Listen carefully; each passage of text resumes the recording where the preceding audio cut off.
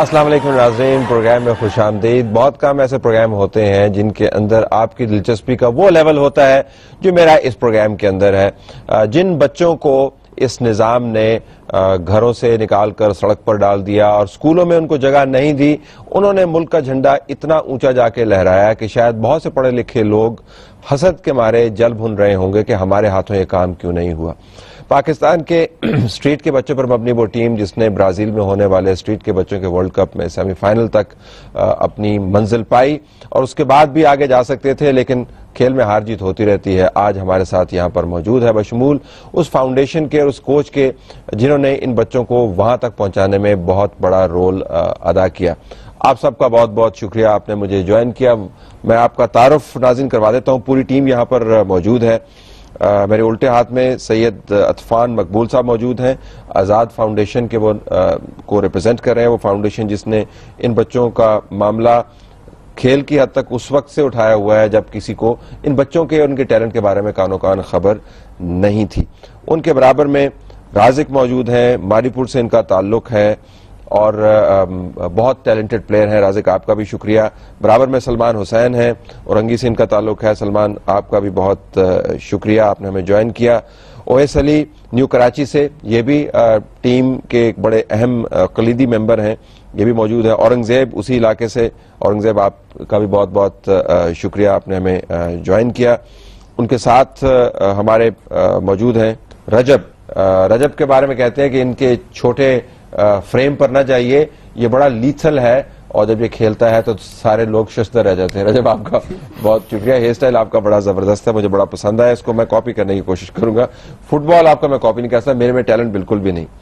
अब्दुल रशीद जो कोच है आज़ाद फाउंडेशन के, हमारे साथ मौजूद हैं। इन्होंने इन तमाम बच्चों की तरबियत की। समीर अहमद कप्तान है, मारीपुर से इनका ताल्लुक है। मोहम्मद शुएब मुझे बताया कि बहुत अच्छे स्टॉपर हैं, इतने अच्छे स्टॉपर हैं कि ये बात भी नहीं करते, लेकिन आज मैंने इससे बहुत सवाल करने हैं। शुएब, मारीपुर से आपका बहुत शुक्रिया। मेहर अली उनके साथ मौजूद है, आपका भी बहुत शुक्रिया। और फैजान कोयटा से, आपका भी बहुत शुक्रिया। मैं जरा आप सबसे पूछना चाहता हूं कि ब्राजील का पता था किधर है? ब्राजील सुना था कभी? नहीं। टीम के बारे में तो सुना होगा ना? टीम के बारे में सुना था, लेकिन ब्राजील नक्शे पे किधर है ये नहीं पता था। नहीं।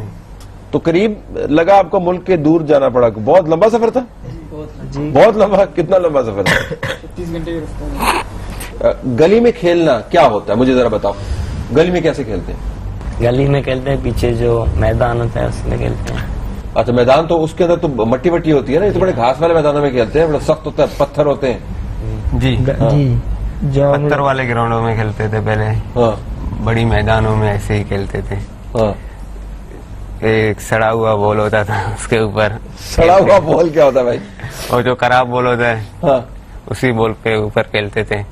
हवा वगैरह कुछ पता नहीं निकली हुई है जी, और पंचर लगे हुए उसके ऊपर है, वो वाले भी थे ना? आपने इनको वहां से पिक किया? आपने देखा क्या फाउंडेशन करती क्या आपके?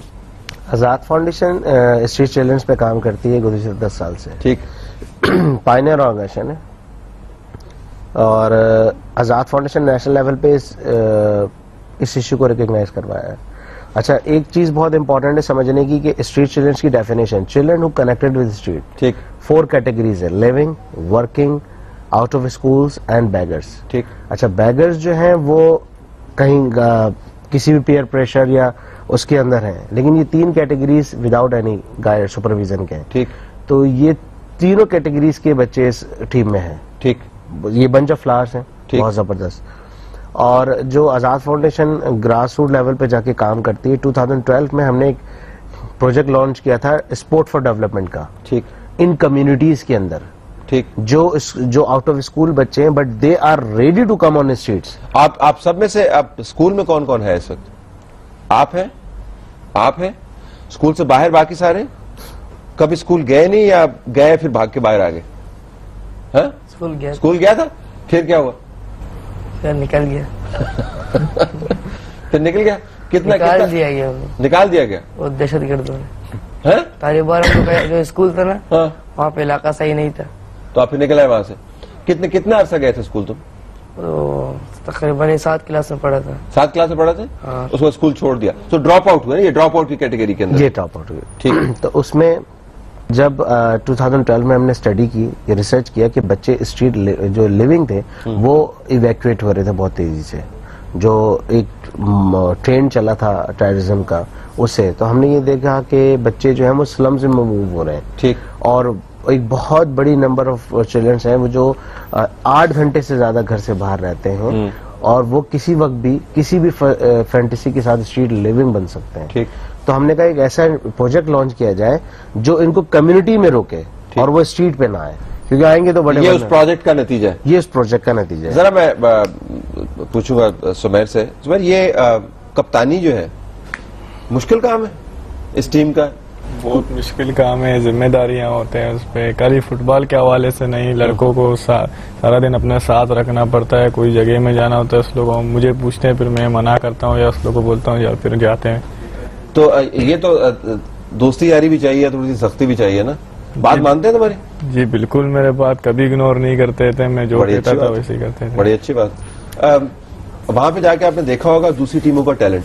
जी पहली मरतबा हुआ ना बैन अवी मुकाबले के अंदर गए, तो बतौर सॉकर प्लेयर अब सॉकर प्लेयर दुनिया ने आपको माना हुआ है।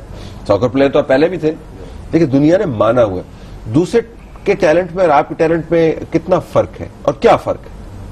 फर्क तो कुछ नहीं है, वो भी ऐसे ही खेल सकते हैं, हम लोग भी ऐसे ही खेलते हैं। उस लोग का थोड़ा मेहनत ज्यादा होता है, उस लोग खाने पीने का इंतजाम थोड़ा अलग होता है, हम लोग का अलग होता है। तो इसीलिए जो हम लोग ने खेला है वहाँ पर, जैसे हमारे कोच ने बोला था, वहाँ डरना नहीं है, हम लोग भी खेल सकते हैं उस लोग के सामने।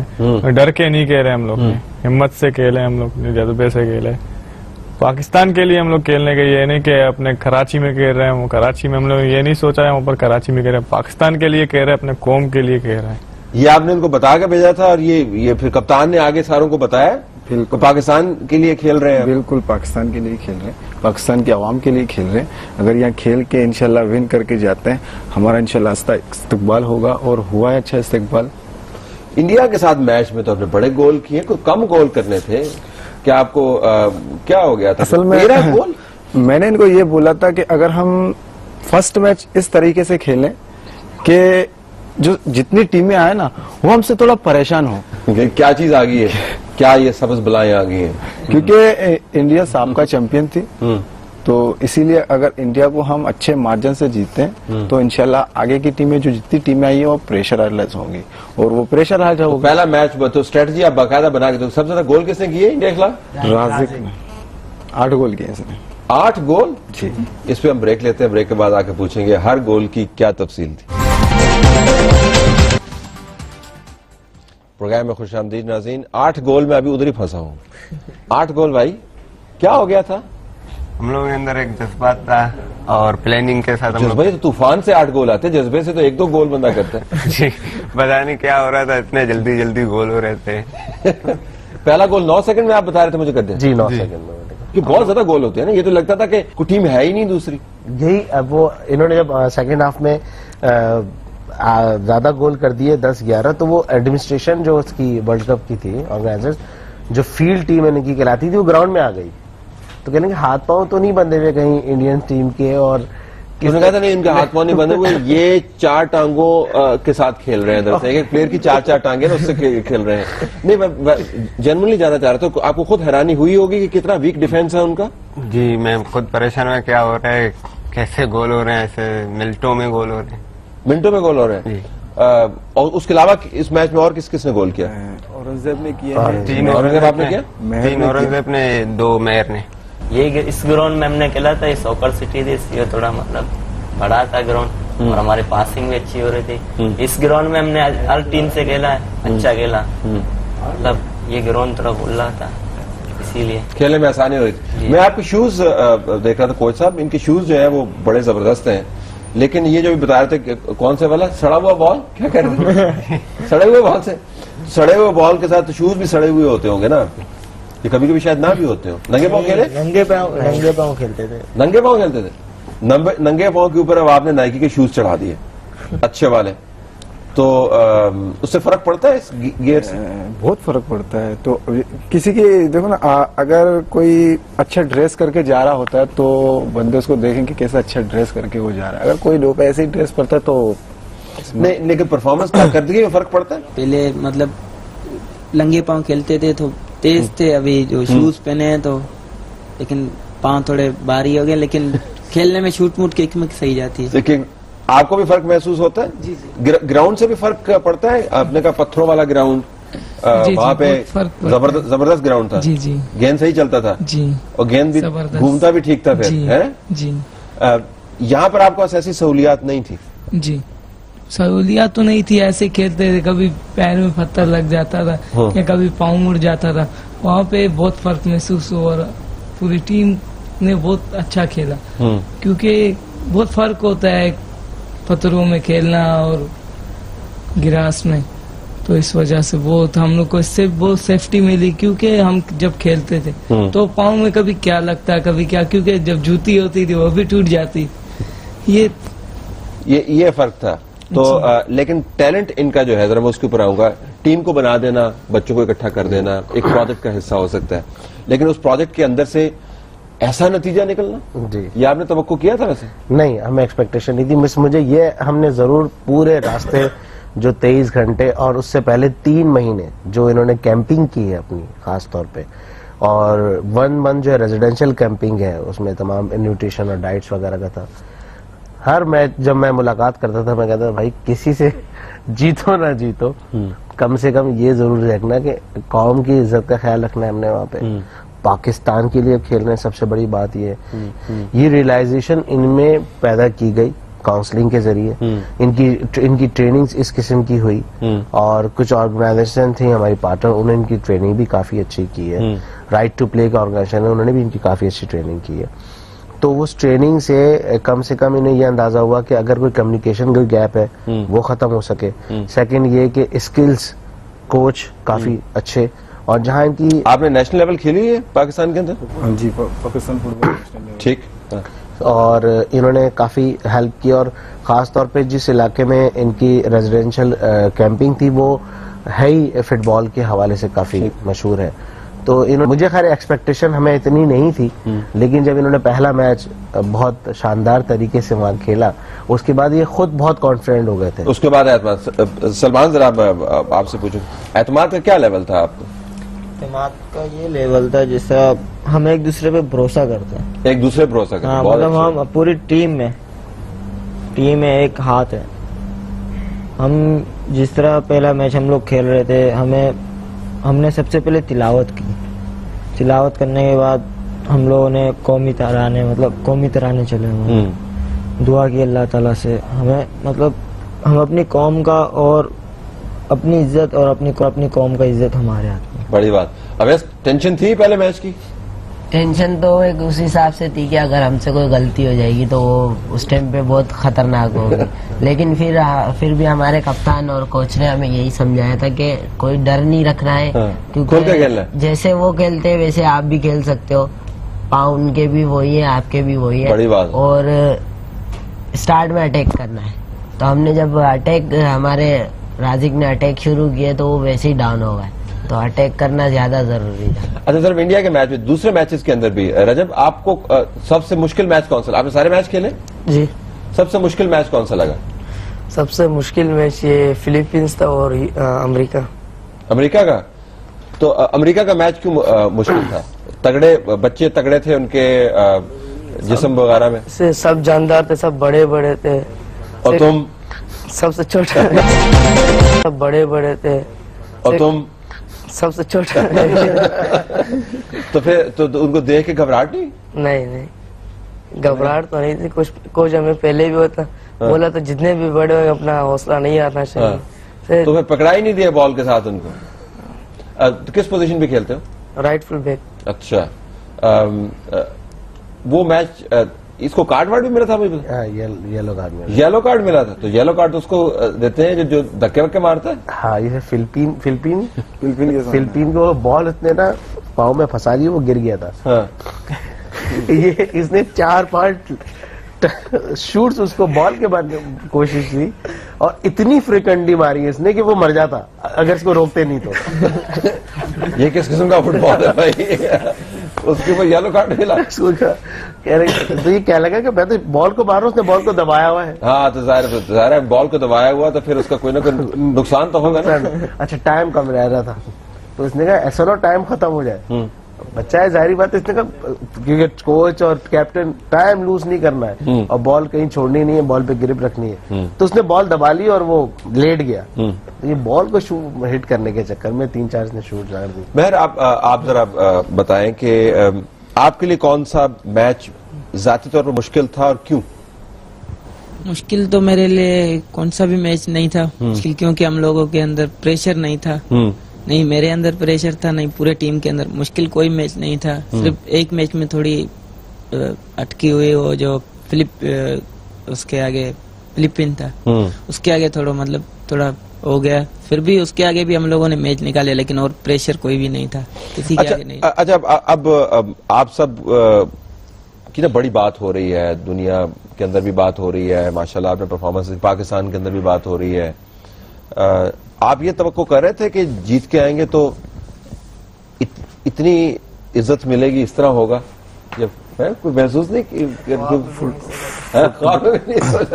फुटबॉल के हवाले से कभी इतनी कभी हाइप हुई नहीं, कभी नहीं हुई। और आप लोगों ने, आपकी फाउंडेशन ने, कोच साहब आपने और कप्तान साहब और आपकी टीम ने जिस मुल्क में काम किया है ना, वो बहुत सारे काम आपने कर दिए, आपको अंदाजा नहीं। आपने असल गोल किसी और जगह पे किए।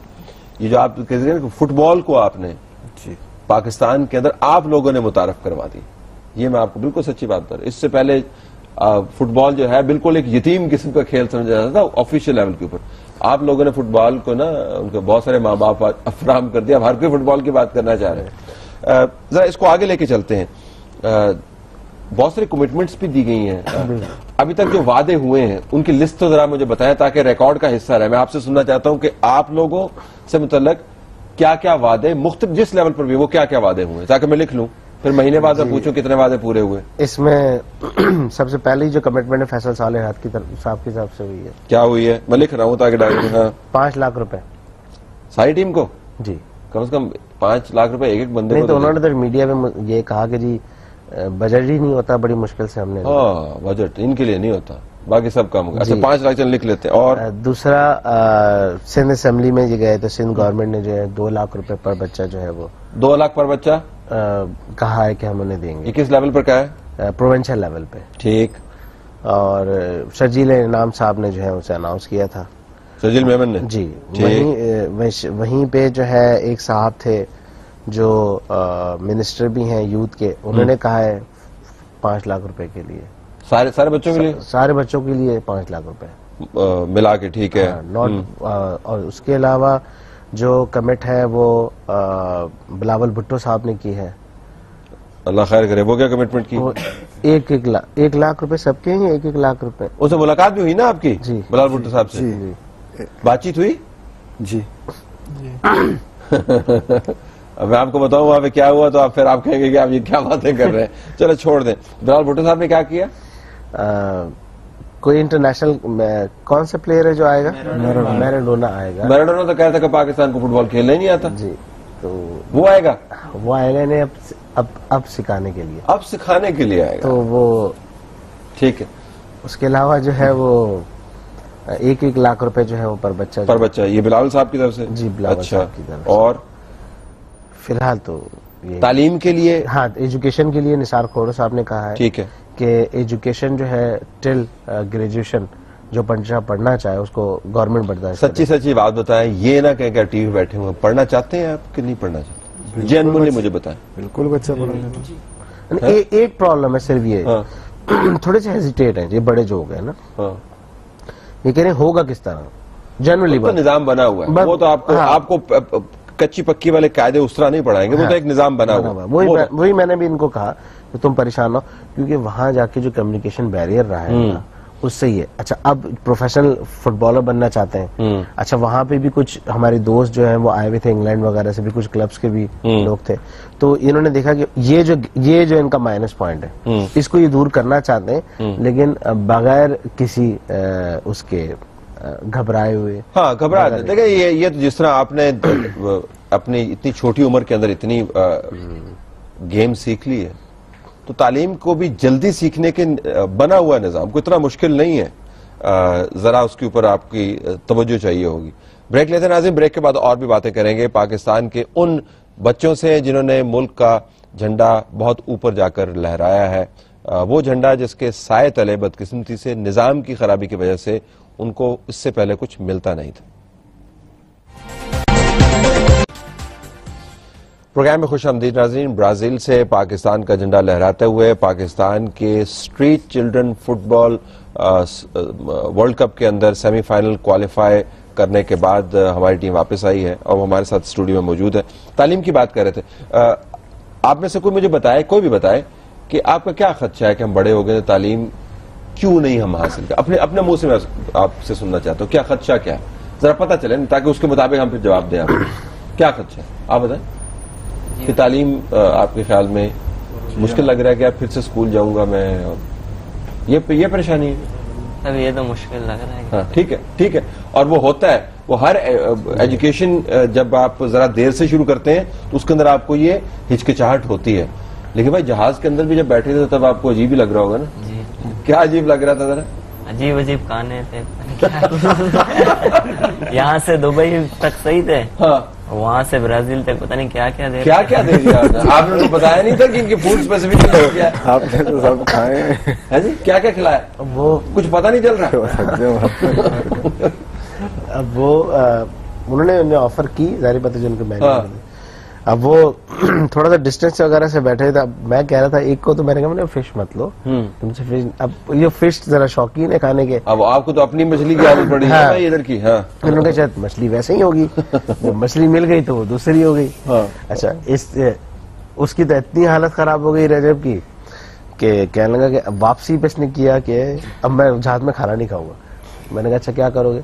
यहाँ से बन ले लेता हूँ और फ्रूट ले लेता हूँ। तो वापसी पे उसने वहीं से इवेंट से बन लिए, और वो कहना है, अब फिर जहाज में जब बहुत बन खत्म हो गया तो फिर उनसे कहने लगा मुझे फ्रूट दे दे, मैं फ्रूट खाऊंगा। जब दुबई पहुंच गया तो फिर उसके बाद इसने खाना खाया कि हाँ अब मुझे बिरयानी नजर आ रही है, अब मुझे टिक्का नजर आ रहा है। तो उस वक्त भी तो ये जो आपका सफर था, जो ऐसी चीजें जो पहले नहीं हुई थी, उसमें भी हिचकिचाहट तो आपको नजर आई होगी ना, मुश्किल भी थोड़ी सी नजर आई होगी। तालीम का भी ऐसा ही होगा, तालीम के अंदर भी कोई हिचकिचाहट होगी, एडजस्टमेंट का प्रॉब्लम होगा। नया जूता भी जिस तरह आप कह रहे थे कि अजीब सा लगता है, पाँव मेरा भारी हो गया आप कह रहे हैं, लेकिन किक विक ठीक लगती है, तो कुछ आपको एडजस्टमेंट का मसला होगा, लेकिन आप कर लेंगे। तो तालीम आप में से घर के लिए कमा के कोई कमाई भी साथ करता है कि नहीं करता है? कि थोड़ा बहुत आप करते हैं? क्या करते हैं आप? समंदर का काम। समंदर का काम। आप? मैं रंग का काम। अच्छा जी, ठीक है, बड़ी अच्छी बात, बड़ी अच्छी बात। तो कितनी दिहाड़ी मिलती है आप? मुझे कभी 300 कभी 400, जो वालिद साहब के साथ में जाता था काम करने स्कूल के बाद। ठीक, मैं काम करने जाता था, बस 300-400 दिहाड़ी मिलती थी। और आपका क्या है, महीने में कितना? लोग मतलब जाते थे रोज, कभी लगती थी मछली कभी नहीं, फिर भी हफ्ते में हम लोग 3-4 हज़ार मिल जाते। तो उसको बताना था ना मछली इस तरह खाते हैं वो, उसको मछली का मसला, आपने उसको मशवरा नहीं दिया कि भाई मछली ये वो वाली नहीं है। तो आपको 300-400 जब लगती है मछली तो जी डेली जी। और इसके अलावा घर के अंदर अब आप क्या करते हो? मैं डिजाइन बनाता हूँ बुरका में। अच्छा, ठप्पा ना वो अच्छा, ठीक ठीक, बुरका पे नहीं आते, हाँ वो काम करता हूँ। तो और उसमें अच्छे हो, ठीक ठीक डिजाइन। तो कब से कर रहे हो ये काम?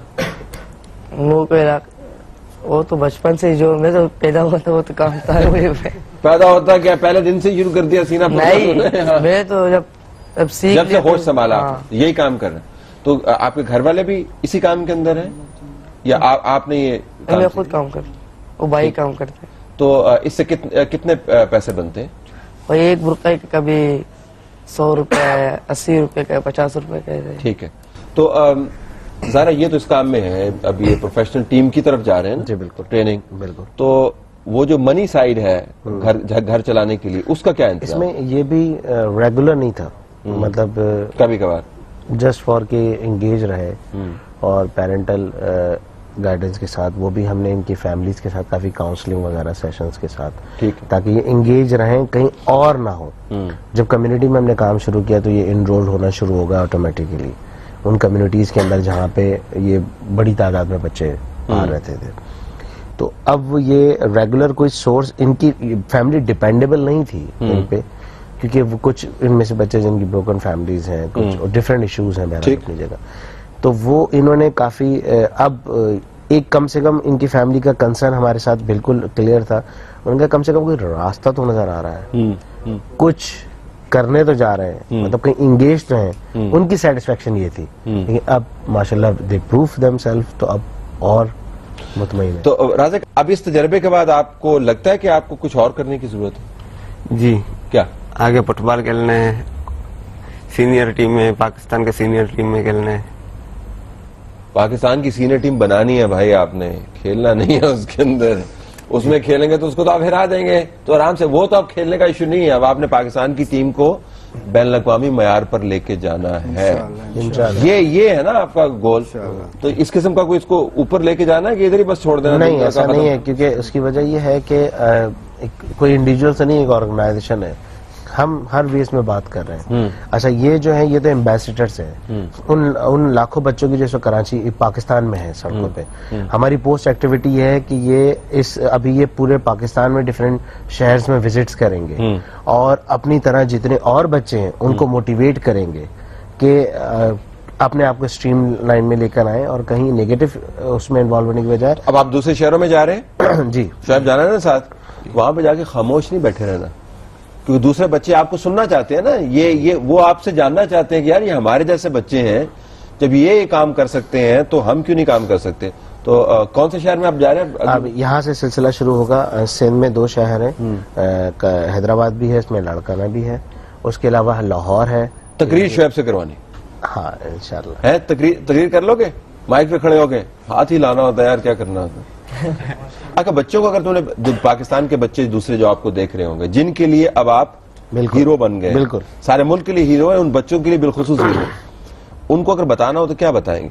यही बताना चाहेंगे, हमारे जैसे और बच्चे हैं उनको भी हम यहाँ पर लाए, स्पोर्ट में लाए उनको भी, वो भी पढ़े सीखे कुछ अच्छा बने, मेहनत करे। अगर मौका आपको निजाम दे तो आप बहुत कुछ कर सकते हैं। तो सिर्फ आप लोग फुटबॉल ही खेलते हैं, इसके साथ कोई मुतवाज़ी कोई और खेल के अंदर भी दिलचस्पी है? सिर्फ फुटबॉल है और कोई खेल नहीं है? जिस तरह हम लोग फुटबॉल खेलते हैं उस तरह और भी गेम्स उनको और भी गेम में इन्वॉल्व कर सकते हैं। कुछ ऐसे बच्चे होते हैं जो कुछ खेलना नहीं चाहते, गुमसुम मतलब अपने ध्यानों में होते हैं, या बाहर रोडों पे होते हैं, नशा कर रहे होते हैं। मैं भी ऐसे ही था, मैं उनको बता सकता हूँ, मैं भी ऐसे ही था, मैं भी आप लोगों की तरह था, नशा करता था। आज पहले मैं पाकिस्तान में, कराची, पाकिस्तान में एक शहर कराची में ऐसे ही पड़ा होता था। मुझे कोई पूछता, आज तो पूछने वाला है, आज हर कोई पूछ रहा है कहाँ हो, क्योंकि आजाद फाउंडेशन के जरिए हम ये चाहते हैं। हमने ये सिलसिला शुरू किया, पहला मैच हमने पाकिस्तान की तरफ से खेला है, हम जीते हैं इंशाल्लाह। आगे जाके उनको खेलना है, उनको आप उन लोगों को ये बोले आप लोगों को खेलना है और आप लोग ही आगे बढ़ा सकते हैं। ये बताइए यार, आपके इलाके में इतना टैलेंट, तो सारे यही खेलते हैं क्या? है माड़ीपुर में क्या है, कोई जमीन के अंदर मंगू पीर में क्या खसूसियत है भाई ऐसी? मारीपुर हो गया, लियारी हो गया, मल्लीर हो गया, फुटबॉल न्यू कराची, मतलब मेरे कहने का मकसद है कि कराची में मुख्तलिफ किस्म के फुटबॉलर प्लेयर पड़े हुए हैं, मुख्तलिफ किस्म के। नेशनल लेवल पे जो बड़े बड़े फुटबॉलर हैं हमारे पूरे कराची में हैं, लियारी में हैं, मारीपुर में हैं, न्यू कराची के साइड पे हैं, औरंगी टाउन के साइड पे हैं, बहुत से मतलब मुख्तलिफ किस्म के इलाकों में कराची में फुटबॉल है। बेसिकली अगर आप कौमी टीम बनती है तो आप ज्यादा से देखो कराची का 1 प्लेयर है या ज्यादा 2 प्लेयर है, बस, और प्लेयर ही नहीं है। क्यों? अब आपने ये अब इतना बड़ा सवाल आपने डाल दिया बच्चों की परफॉर्मेंस के जरिए कि भाई जरा जवाब दो ना। और माड़ीपुर में ऐसे मैं कहना चाहता हूँ, बच्चे हैं खेलने वाले, ऐसे अच्छे प्लेयर हैं वहाँ पर बहुत ही हम लोग के जैसे। तो मैं यही कहना चाहता हूँ, अभी कभी भी वहाँ का माड़ीपुर का 1 प्लेयर भी कौमी टीम के लिए नहीं गया खेलने, पाकिस्तान टीम के लिए नहीं गया खेलने। इस जो इवेंट में तकरीबन 5-6 साल से कोई प्लेयर नहीं गया। हालांकि अच्छे प्लेयर हैं जो अभी केसी में खेलते हैं, जलील अहमद जो केसी के अभी मेरे ख्याल से मेन प्लेयर हैं, जो तो इग्नोर है, कोई इनको वो ही नहीं मिलती। चलो जी, आज तो हमने बड़ी अच्छी बातें की है ना। आज तो हमने देखा पाकिस्तान का वो रुख जो जिसकी हम बात करते होते थे, लेकिन पहले हमारे सामने आता नहीं होता। एग्जैक्टली। तो मैं आप सबका बहुत मशकूर हूं कि आपने हमें बड़ी खुशी दी, और इस पर मैं शर्मिंदा भी हूं कि हमारे निज़ाम से आपको कुछ ज़्यादा खुशियां मिली नहीं थी, लेकिन आप इतने अच्छे बच्चे हैं कि आपने खुशियां ना होते हुए भी मुल्क को इतनी खुशी दे दी है। सो इसके लिए आप मुबारकबाद के मुस्तहिक हैं। नाज़रीन, आई विश के प्रोग्राम मजीद चलता, लेकिन वक्त मेरे पास इतना ही था। इन बच्चों को इसी बात के तसलसल में कहता चलूँ, निज़ाम ने कुछ नहीं दिया है। दुनिया भर के ममालिक जो हैं वो अपने टैलेंट और अपनी सलाहियत का खोज लगाने के लिए एहतमाम करते हैं। जहां पर टैलेंट सड़कों के ऊपर खड़ा होकर चीख चीख के कह रहा है कि मैं टैलेंट हूं, और निज़ाम कमबख्त इतना सख्त है और उसकी आंखों पर इतनी पट्टी बंधी हुई है कि वो इनकी तरफ देखते नहीं है। बहरहाल इन्होंने अपना आप मनवा लिया है, अब हमें इनको सहूलियात फराहम करनी है, और इनको और इन जैसे दूसरे तमाम बच्चों को खेल के मैदान में और तालीम के मैदान में इंटीग्रेट करना है। ये इनके तवसत काम हुआ है, इसको आगे लेके हमने चलना है। कौम मुबारकबाद के मुस्तहिक है कि उसके बच्चों ने उसका झंडा, उसका नाम रोशन किया है। इजाजत चाहते हैं। अल्लाह हाफिज।